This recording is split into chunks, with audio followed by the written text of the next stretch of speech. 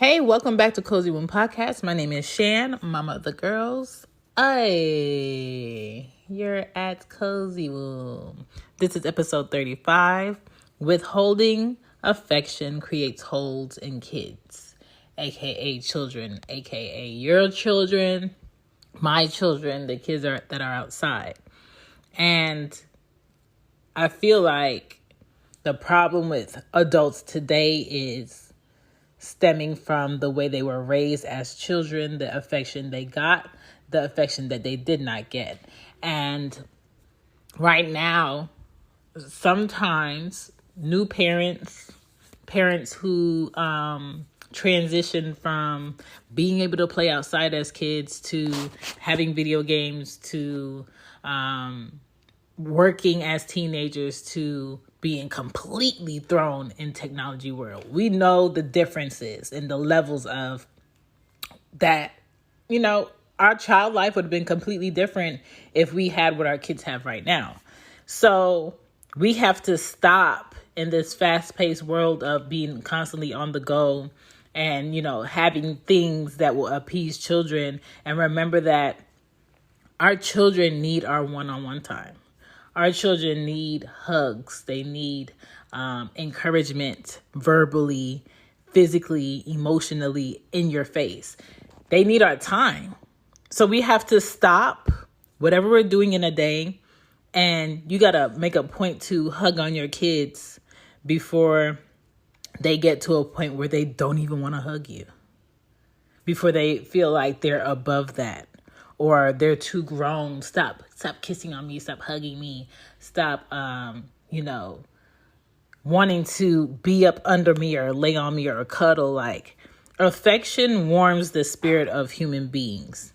That is what happens. We don't see a lot of animals always on top of each other or telling other animals, hey, I love you, or I appreciate you getting me that fruit yesterday, because that's not what they're supposed to do. We're not animals. We're human beings. So there's things we're supposed to verbally say as on top of physically show. And it's instantly a thing that opens a child up or opens a human being up with a hug or showing emotion. Kids need love and correction. Kids need correction and love. I feel like correction is a form of caring. For me as an adult, when I meet people and I'm in relationships, if I don't care to correct you, that means I don't care. When I'm correcting you, when I'm taking my time out of everything else that I have going on to have a discussion with you on your betterment, that means I care. Same thing with children. Your children are little people that are a piece of you, not you, that you do not own, that you help create, that need your guidance, okay? And that's a relationship that you have to build, because a lot of relationships with parents end or aren't successful or don't go in a way that most parents would think it would go.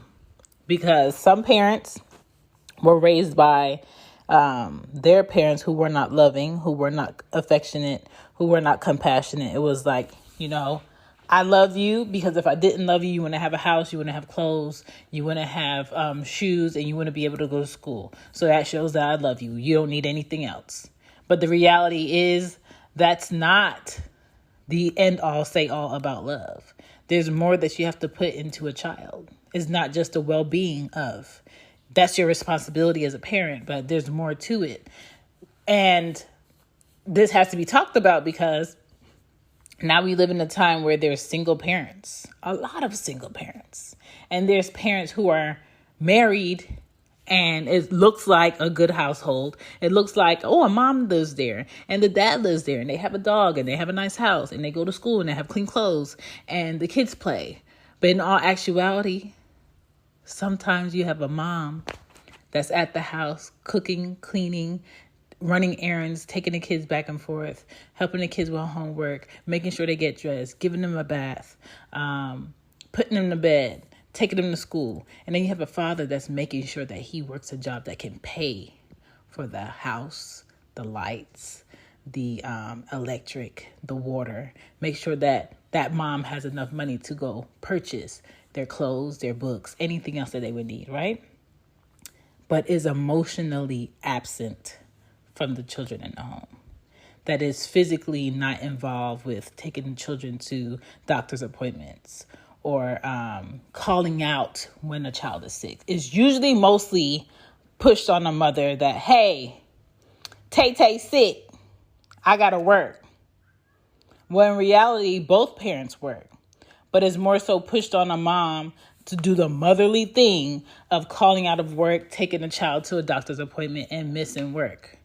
And having more sick days that she has to use or vacation days that she has to use because she's pushed more so to the forefront of taking off to take care of a child. I feel like that's lopsided. So that's why when I would take my daughters to their doctor's appointment, I'll be in amazement to see the fathers in there.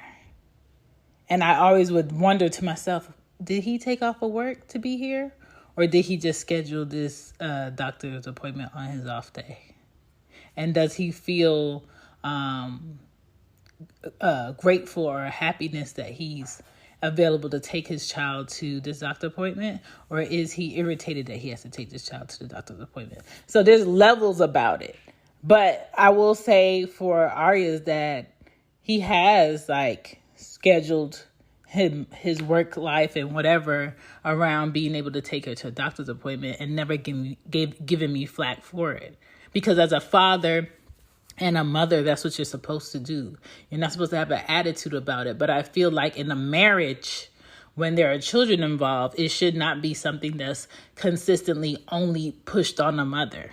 It shouldn't be something that's consistently only pushed on a mother to take care of a household, to take care of kids, to teach kids, to make sure they're in bed, to go run their errands. It should be balanced. Moms do some, dads do some. Moms also work and contribute to bills. Dads also work and contribute to bills. But when it comes to these kids, we both do it. Because I grew up in a house where it was my mom and my dad never took us to doctor's appointments. My dad never drove us to stores to go grocery shopping, unless it was on Sunday and he had to. And my dad made my mom pay for the groceries for the household. He never helped and paid for those. He just felt like he gave the house, he gave the money if we needed to go get clothes, but my mom had to do the shopping. He paid the utility bills. But my mom had to do the cooking, the teaching, the staying up late with us to do projects, the taking the bus to the trolley, to the bus, to walking, to go to the doctor's appointments, to getting back home in order to cook him dinner by 7 o'clock. I saw that. And so when people say, oh, you need to be raising a child in a 2-parent home, and I know what my experience is, I have an issue with that because I saw a 2-parent home and I saw my mom live as a single parent. So I feel like the focus should be the relationship of parents in a home and not so much is a man and a woman physically in a home with children. Because you can be physically in a home with children and do nothing. So I feel like it works both ways.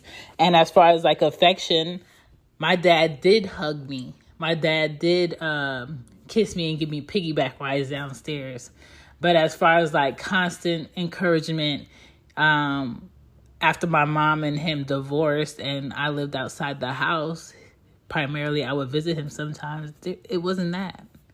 It was no encouragement. There was no compassion. There was no hugs. I remember visiting him at 12 and 14 and not wanting to call him dad in the house because it felt awkward. It felt like I'm forcing something that's not real. He didn't feel like a dad to me because I just felt holes in my life where he should have been there or he should have showed up or he should have called and he didn't. And he never talked about that. He never showed any like consideration for the time that he missed. It was kind of like a shrug. And I felt like you don't deserve this title or this name to be called a dad. So whenever I talked to him, I talked at him. Do we have anything to eat? Do I need to do this? Did you see this? Can I do this? It was never a name. And I don't know if he caught it or not because my father is now deceased. We never talked about it. I know that he felt I have a phone and he has a phone. And if I want him, I need to call him. It's not the other way around. I know he felt that because he told me. So when it comes to a home of children, kids need love and correction no matter where parents are at. How they treat others depends on the affection that kids receive. Having high self-worth and self-esteem depends on the pouring into that they get from their parents and their grandparents and the siblings and the people around them that say that they love them. You have to make sure that they're constantly pouring in. Kids now sing and they rap about holes they may have from not having the right attention or affection while they were kids. And I say kids rap about and sing about because you can go up in age and still have the mindset of a child. We see it with teenagers. We see it with people in their 20s. We even see it with people in their 30s. Sometimes, unfortunately, their 40s. Because they haven't dealt with what they did not have as children and what they continuously still to this day and age need. And that has to be a discussion. I feel like the music today from the young people today is a cry out for help or attention or, somebody make me feel worthy of correction. Most of the time when kids act out, that's what they want. They want somebody to correct them. I remember growing up with my mom because she didn't believe in discipline. I remember growing up and my mom not giving me any boundaries. And I wanted boundaries. I wanted somebody to tell me, you don't do this. I wanted that. I remember my mom never disciplining myself or my brothers in the house. And it was, you want something, you need something, you felt disrespected, y'all fight it out. It should have never been that. It should have been, I'm the parent. This is what this is. You're wrong. You're right. You need to squash it. And my mom never did that. She just let us fight it out. And that shouldn't have been. And I remember being a teenager craving some type of discipline because to me, that's what meant a parent cared about you. If you didn't correct a child and a child was starving for guidance and you see that child every day and you make sure that child has food, water, clothes, whatever, a room, and you still don't correct that child, nothing that you do means anything. Nothing that you buy them means anything. You could be there every day and it means nothing because they will never feel that there is a parent in the household. Kids need correction. Kids need guidance. Kids need your compassion. Kids need your affection. They need all of it. That's why when people have kids back to back to back to back to back and their finances aren't getting better, their situation is not getting better, their environment is not getting better, that's a selfish thing to do. That's a selfish thing to do because those kids are being created, born into an environment that can never fully 100% feed them. So to me, when you bring a child in the world, you have a responsibility to constantly be in a position to pour into that child. And if you're not doing that, then you really need to question, why are you still having these children? What good are you doing to these children, yourself, and the world by not fully giving this child 100% of what this child needs? To have a child in this day and time is a huge responsibility. And it's not just a financial huge responsibility. It's an emotional responsibility. It's a mental responsibility. It's a spiritual responsibility. And you have to show up. because the kids don't ask to be here. Mentally and physically, your kids will be more calm when they get the right affection and compassion from you and their father. Period. They're going to be more at ease. Problems going to come up in their lives and they're going to be calm about it. They're going to search for a solution and they're not going to keep talking about what's not right. They're going to figure out how to make what's wrong correct. Kids won't grow up needy and seeking attention from the wrong people. Kids that go into gangs usually need guidance from their parents and they're not getting it. Sometimes because a parent can't give it because they were never taught to give it, or the parent has to overwork and can't really be in the home and that kid is left looking for some type of family, looking for some type of togetherness, unity, and they go ahead and they crave it from a group or in their community that's in their community. And if you do your history, gangs were not a negative thing. Gangs were created to create some type of unity in the community, okay?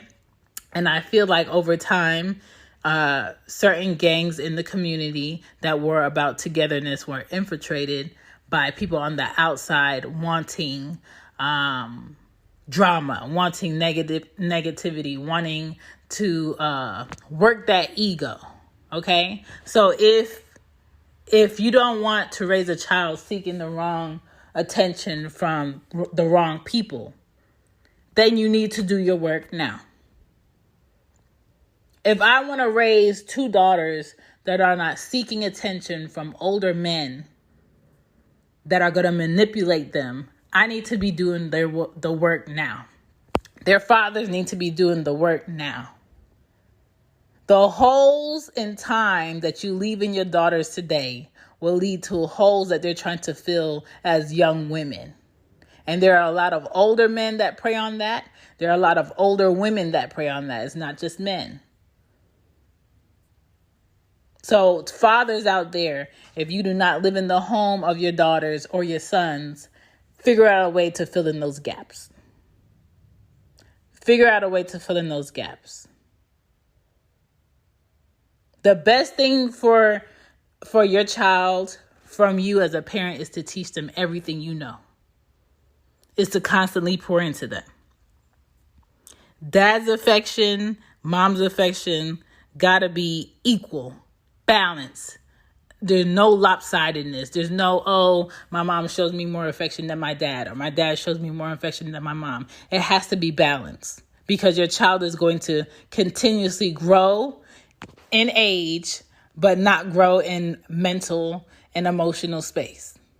And they're going to constantly keep craving that from other adults that do not have their best interests. Okay, so that's why hugging is important. Encouraging is important. You know, listening to your children when they need to express their sadness, their anger, even them not knowing the answer and being unsure in life. A lot of adults have an issue with being unsure in life. And as adults, when they're at the workplace, when they're talking to HR, they start crying in the middle of a discussion of correction. And most of the time, that is because as children, nobody did that with them to show that it's okay not to know, to show that it's okay not to have the answer, and to show that it is okay to have corrective criticism so you can be better. So they look at that like a negative. They look at it like, I don't like people telling me what to do. I don't like people telling me how to do things. I don't like people telling me what I did wrong. And they lash out. And you'll have grown men today lash out because I'm a man and you can't tell me what to do. Can't nobody tell me nothing. I'm a man. Girls do it. Can't nobody tell me nothing. I'm a grown woman. I could wear makeup. I could stay out late. I could wear whatever I want. I could go to wherever I want. I could hang out whatever I want. And there's always going to be someone in life that wants to check that.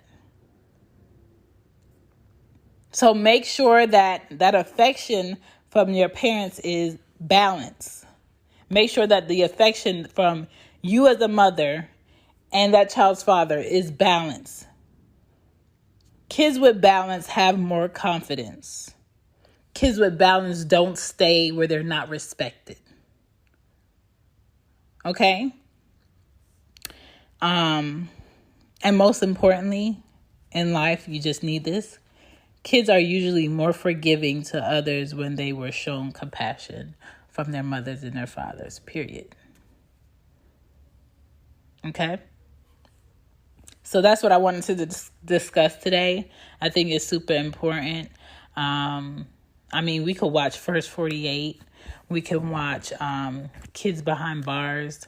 We can watch so many shows to see these children not being nurtured and loved and shown compassion in the right way, that grow up to be what people title as monsters. And some people, I'll say this, some kids are born with psychological issues, okay? Some kids are born with, all types of scientific, body-like, mind-like issues where they don't think like other people, okay? Certain things are just not going to click for them. I'll give people that. But all of these children who act out, who take it in their heads that they want to harm animals, they want to harm other people, they want to go shoot up schools, they want to steal cars and go against the grain, no matter how much their parents love them, give to them, provide for them, give them opportunities, have people around that love them, they just constantly go against the grain. You need to be honest with yourself as a parent and say, hey, I did everything that I could do. I do not know how to correctly raise the child that I have. What resources are out there for me before it gets beyond the resources that you can have and your child has to sit behind bars? Because let me tell you, the world does not care about your children. The world does not want to figure out what your child's issue is. The world will just throw them in a cell with a key and make over $30,000 a month on them in taxes at a private prison. They do not care. So I feel like it is up to parents to notice certain things about our children and character and flaws and pros and cons and figure out, hey, I need to go ahead and nip this in the bud and have this child go see a therapist, have this child go talk to a doctor, or put this child in a different environment to see if it's something that they need that I cannot give them that somebody else can. Because I believe all children deserve a chance to be figured out. All children deserve a quality of living, a family, somewhere that they can be loved. And if you were not taught how to love a child, if you were not taught how to be a great parent, or you don't even know what that is, you have a duty as a parent to figure that out. And sometimes you might figure that out while you're trying to parent. But it's all good, because as long as you being transparent and honest with your children, they will love you at the end of the day. Okay? Children want to love their parents, and parents want to know that they've done their best or they're doing well. It's a constant critique that happens in the relationship of a mother and a father, a father and a child and a mother. It's a constant critique. Just like your job does a 3-month discussion or breakdown of, how's the job going? Is there anything that I could do to be better? Is there anything that you need from me? What is it that I'm doing great at? What is it that I'm not doing great at? That's the same discussion you need to have in your friendships and your relationships with your family, your companion, and your children.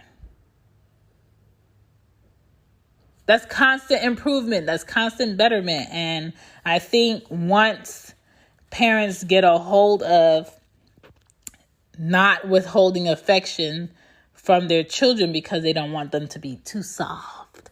They don't want them to be a quote unquote punk. They don't want them to be too sheltered. I think we'll have better people in this world. Period. Okay? When your child is a baby, don't focus on, am I picking them up too much? Don't focus on, am I loving them too much? Do I care too much? Babies need that.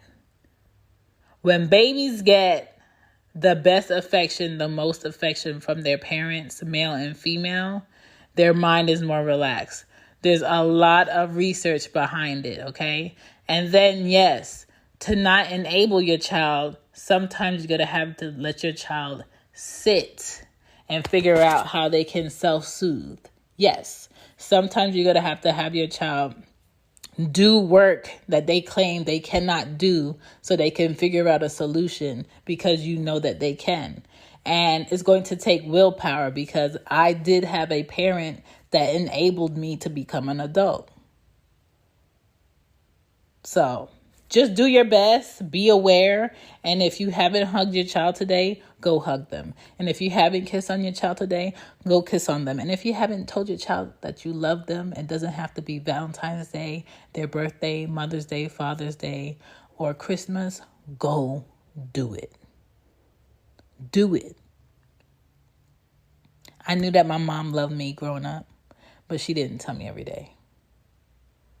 She didn't tell me every day, but she showed it to me every day. Sometimes you're going to have to tell it and show it, okay? I think my father cared about me, but I don't know if he loved me. Sometimes I think my father cared about me out of obligation because that's how he made me feel. Don't do that to your kids. Let's be better. Thank you for listening to Cozy Room. Peace. Here we go. Back to the show. Back to the show. Bye. Bye.